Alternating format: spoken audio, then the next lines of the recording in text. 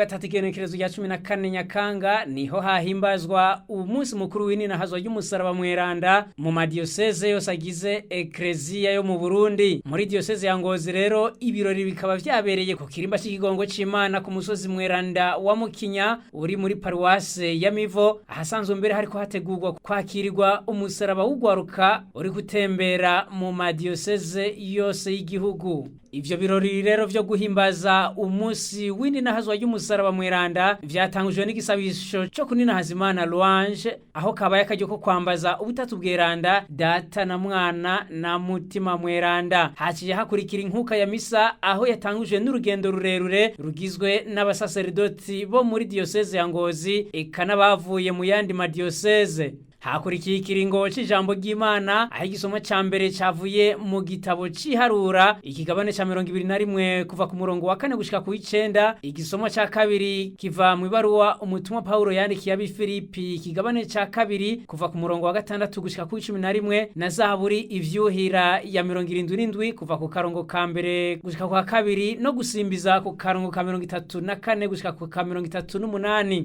Inkuru nziza ikaba yanditswe na Yohani ikigabane ca gatatu kuva ku murongo w'13 gushika ku 17. Yishimikije ivyo vyanditswe vyeranda, umwongere wa Diyoseze ya NGOZI Bizimana George yamenyesheje ko umusaraba kubemera no ku ntungane ari ikimenyetso c'insinzi na rigena Yezu Kristo mu kuducungura yaciye kuri uwo musaraba aranesha urupfu na kuzimu. Urugendo turimo hano ku isi turabona ingene hari ibigeragezo bitandukanye, ubabare butandukanye, ubwo ku mutima n'ubwo ku mubiri. Abantu batari bake urashobora kubabona bagenda ariko buzuye intuntu n'agahinda kubera imvo ziri kwinshi. Hakaba n'abandi bari mu magorwa atagira izina ku rugero ruboneka kubera ingwara, kubera ubukene, kubera akarenganyo n'agacinyizo, kubera uruhuha no kwambikwa ibara. Hari n'abakubagurwa bakaburizwa igufa, hari abakutwabo bakabura aho bitura, hari abatukwa n'abavumwa, hari abangazwa n'abaturatura, hari abagendana ubumuga n'indwara zidakira, hari n'abandi bihebuye kubera imvo nyinshi. Ayo yose n'amagorwa. None mwene ayo magorwa n'ivyo bigeragezo biva kuki? Sinzi ko maze kumva igisabisho aho tuvuga tuti ibicumuro dukora ivyo bidutera amagorwa, ibicumuro dukora ivyo dutera amagorwa. Egome cyane, igicumuro cyose kiradukwegera, haba mu buryo boneka cyangwa mu buryo butaboneka n'amaso y'umubiri. Ariko rero ikibazo nyamukuru nikijanye n'ukuntu intungane, aberanda n'abantu b'inzira karengane baca muri mwene izo ngorane, muri mwene ivyo bigeragezo, nk'abana b'inzoya n'ibitazi.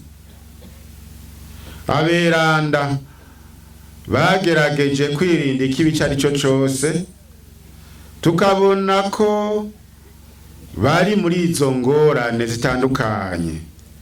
Ni kubera iki Imana yemera ibintu nk'ivyo ntibirandurane n'imizi? Ni mu kinyegezwa c'umusaraba wa Yezu Kristo hari inyishu ya mwene ivyo bibazo. Ubabare bw'intungane n'ibitazi Imana ntibwiyobagiza. Nka kumwe kw'Abayahudi, abantu benshi barategera ko Imana ari mushobora byose, umwami w'inganji n'ububasha bwose. Yezu Kristo umwana w'Imana yaraje kubana natwe kandi yarerekanye ubwo bubasha. Mugabo niwe yaduhishuriye yuko akaranga k'Imana ari uguca bugufi. Yezu yaje kwikorera ibicumuro n'ibibi vyacu, ategura gutyo intsinzi yuzuye ku kibazo kijanye n'urupfu hamwe n'ububabare bw'intungane. yaje gutsinda urupfu aciye mu rupfu, yaje gutsinda ububabare aciye mu bubabare. Ico gituma umwanditsi Yohana abiserura ati Imana yarakunze isi gushika itanga umwana wayo kinege. Yesu Kristo rero yabaye nka ya nzoka y'incurano tumva mu gisomwa ca mbere yayindi bamanitse mu gahinga. Ni muri iyo nzira yatwugururiye urugi rutujana mu rukiza rwuzuye biciye mu kigongwe c'Imana cigaragaje ku musaraba Yesu yabambweko. Mu kubambwa ko abansi biwe bibaza ngo akiwe karabaye, ntibamenye yuko aho nyene ari intsinzi yiwe izokwigaragariza. Icahora ari ikimenyetso c'umuvumo caciye gicika ikimenyetso c'intsinzi y'umurava, intsinzi itazokwigera ivuguruzwa. None rero ba Kristo, ububabare bw'intungane n'inzira yo gusukiranya ubwo bubabare n'ububabare bwa Yesu Kristo ku musaraba, gutyo bigashikana mu inahazwa nyabwo.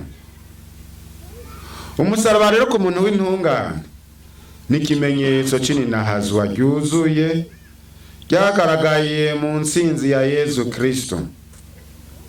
Ku musaraba niho shetani yatsindiwe, ari naco gituma n'ubu iyo ubonye ihinda gashitsi igasha coba. Umusaraba rero ni intsinzi yacu. Mugabo muvyumve neza, umusaraba w'ukuri si ico giti. N'ubu umuntu atwara mu mutima akawikorera mu rugendo arimwo mu buryo buboneka canke butaboneka. Papa Yohani Paulo wa kabiri Mweranda yarateye akamugwaruka rw'abakristo b'isi yose ngo batahure yuko ukujana uwo musaraba kw'isi yose ari ukumenyesha urukundo Imana ifitiye abantu bose. None rero muze tuwishikaneko, uko tuwishikanyeko tuba twituye uwawubambweko hama akazuka ku bwacu. Nta nkeka nawe azoheza turonse imigisha n'ingabirano yo kuba ivyabona vy'ukurekuriranira, ugusubiza hamwe no gusasagaza urukundo, amahoro n'ubutungane mu gihugu cacu. Tugire Kristo. Habandanije ibindi biringo bigize inkuka ya misa, aho rero yarangiye abasaserdoti b'umukama bahezagira igihugu c'Imana, bakaba babipfurije n'umusi mukuru mwiza. Ivyo birori rero bikaba vyari vyitabwe n'abakristu isinzi bavuye mu maparuwase atandukanye agize Diyoseze ya NGOZI.